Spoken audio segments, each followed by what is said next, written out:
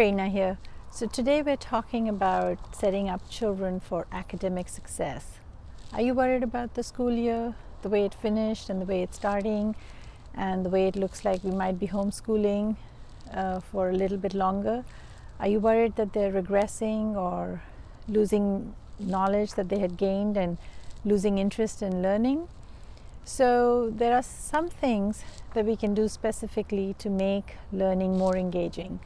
And by no means I'm an expert, and I'm still learning, and the more I learn, the more I adapt. So I'll be starting second grade in a couple of weeks, homeschooling, and I want to make learning fun for her. And I just know that if it's fun and if it's engaging, she's going to retain the knowledge. So I wanted to share some information as to what we can do, some specific strategies. These are 10 research-based strategies that are proven over the years to show that children can learn if these strategies are implemented in the way we explain material or teach them. So get something to write with, because you're going to need to take some notes. And I have notes today because I couldn't remember everything. So I thought, okay, let me just do this with notes. So go get something that you can write with, and we'll get started with ways to make learning, one, that they can understand it, and second, they can retain it. So for learning to have an effect, the three biggest things that we have to remember is that it has to be fun. It can't be forced, it can be punitive. How do we feel if somebody makes us feel bad and creates a threat that if you don't do this, you can't do this? You're already feeling in an scared brain, and you can't learn. So it's very important to make learning fun. Second, it should have creativity, where children can feel creative, where you can feel creative, because creativity keeps it fresh and it keeps the brain engaged. The third very important thing is to use your imagination. You as an adult, how you teach the content, and for children to use their imagination, how they apply the content. So three very key things that run through everything else that I'm going to share today. So stay till the end, because there's a surprise at the very end. I'm going to share a little clip of a video of a project we did together. So fun, creative, and imaginative. The first thing that research tells us that if we write or children write, anytime we write, we're more likely to remember it. So if we're learning something, if we can write it down, jot it down, we'll remember that. It starts with early childhood. I would say from toddlers, infancy, even from infancy to about 3 and 4. Lots of hands-on, lots of sensory, lots of engaging with their body. That's going to wake up the brain. But then when the learning starts happening, lots of writing is very helpful. So ever since she was little, we started keeping a journal, and every time she would come to visit, I would take a picture and I would get it printed, and then we would write a little a script underneath it. If you can see, a little sentence underneath it. So print a picture and write describing a sentence that she used to give. So this is the foundation for literacy. We started doing these journals.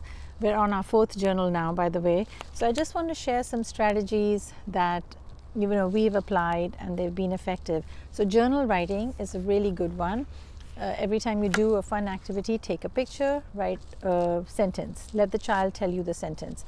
That evolved into writing her own books. So she has written 10 books so far, and these are all drawn, and they actually started when she was 5. So she started writing these books.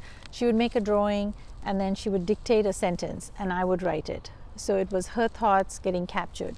And so we have 10 books, which is really amazing that she has done 10 in the last 2 years. So she started when she was 5. So writing is the first strategy. The second one is storytelling. Even as adults, we'll remember something more if it's told in a form of a story. So recently we are learning about the 7 continents, and I was thinking of a fun way to have her remember it, but more for me to remember it because I get them confused as well. So here's the story. Are you ready? To remember the 7 continents. Here we go. Once there was a man named North America. He met the most beautiful lady called South. When she got married, she became South America. And then they had a honeymoon, and I explained it to her as a party after the wedding because I didn't know how to explain that. So they got married and they had a big celebration and they went to Europe. And then they had 4 daughters, and they named all their daughters starting with the A. Do you know what they are? Asia, Africa, Antarctica, Australia. There you have it. Your 7 continents.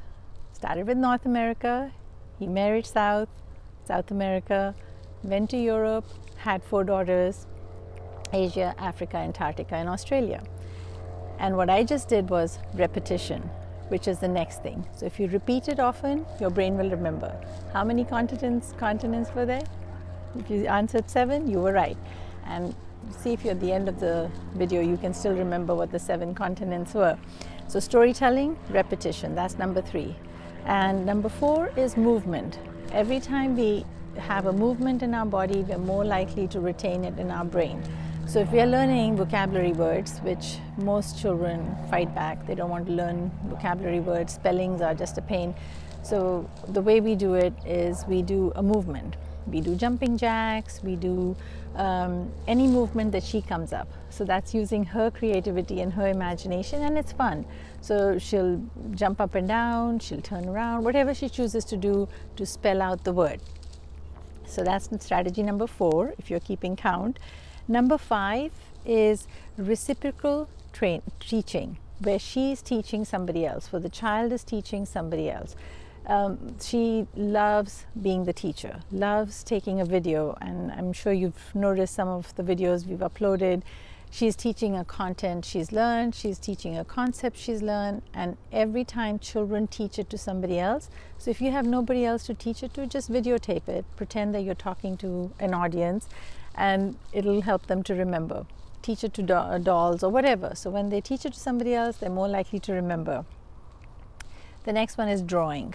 Every time you draw an image of what you're learning, you're more likely to retain it. So what did you just read in the book? What was the concept about? Draw it, and once you do that, it'll have a hook in the brain. The other one is games. So we play lots of games. The other day we were playing a game where we were, I would give her a beginning sound, S. So find 3 things in your room that start with the letter S, draw a picture, tell me a story. And she wrote several sentences related to that. So you can, make it whatever is fun for your child. The other one is manipulatives. So as many things as they can have in their hands, if it's been in the hand, it's going to be in the brain.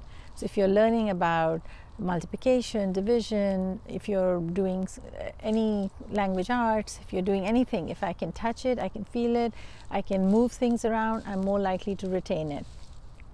The number 9 is music. If you put some music on, or you put a tune to a song, I mean, we all remember songs even when we were little, when we were learning stuff. So songs, music, coming up with acronyms, putting a tune to it, is a great way to remember. The other one is also a project approach. So every time we learn about something new, we create a KWL chart. K stands for what do I already know about the topic? What would I like to learn about the topic? And then at the end, after we've learned it, what did I learn about it? So KWL is really fantastic strategy to keep information engaging and fun. And this one we did on Scotland. And so she had all these things that she already knew about Scotland. These were the questions that she wanted to learn about Scotland. And then fun facts about Scotland. One of the fun facts about Scotland to her was that her mother and her aunt were born in the same hospital as her grandfather. So that's a fun fact that makes it interesting in her brain. I hope you find these strategies helpful. So there were 10 total strategies. I hope you found them helpful, because here we are homeschooling again, and these strategies that I'm sharing with you, most educators already know because they go to professional schools, they get professional development. But as parents, sometimes we are not aware how to make learning engaging, and we come with the force, like you have to sit down, do your homework, you're not paying attention. But it's really hard for little children. These strategies, by the way, will go all the way till they're in high school. So from 4, 5, all the way till you're a teenager, and even an adult. I mean, many of us can relate to these strategies too. So make it fun, make it creative, make it imaginative, and use the 10 strategies, and you will see that your child will be set up for success, whether they're at home or in the classroom or hybrid or whatever that looks like. If you found this helpful, leave a comment. Let me know which strategy are you already doing, and maybe you have some other strategies. Share in the comment. I'd love to hear from you. What other strategy are you doing? And stay tuned. I'm going to upload a video after this where we did a project together on bees, and so you can see how she took the learning to a whole new level. I hope you found this helpful, and all the best. You can do it. Don't forget to like and subscribe. I appreciate the support that you're giving so far, and I hope you find these tips helpful. All the best, and a wonderful school year for you. You can do it. Bye for now. Take care. I just came back from a bee farm. We have a chart to learn about them. So first, what I know. They make honey. One time they sting my friend. They are yellow and black. They are fuzzy. Next, what do I want to learn? Why will we die without them? Why are they yellow and black? How do they sting? So this is what I learned. So because they make fruits and vegetables for us. So we need that. And next up, 2. They are wild. They make wildflowers. They get the nectar and put it in another flower for the nectar. 3. They fight crime. They actually sting. They can smell if something is in danger in the air. Yeah. Okay. So the question was what? Why are they yellow and black? Okay. Why are they yellow and black? They tell all other animals they are dangerous or poisonous, which they're actually just dangerous. Okay, how do they sting? They do not want to hurt you because if they hurt you, actually, when they get their pointer in there, when they get out, they're going to have to die. And so that's why they don't want to sting you. So the best thing to do is if you think that you're doing harm, about to do something that they don't like, so you just need to walk away calmly. Or you can, and so you can just walk away if you don't want to do any harm. And when the bee stings you, it makes a banana smell that will make other bees hear that there's danger in the area. And they might come and sting you as well. So if you have one bee sting, you might get other bee stings because the banana is released, banana smell. Yes. And so that's what I just learned. Let me go back. My flower. And so now do you love bees? Because first you said you didn't really care for bees. Now do you love bees? I just love their little thing.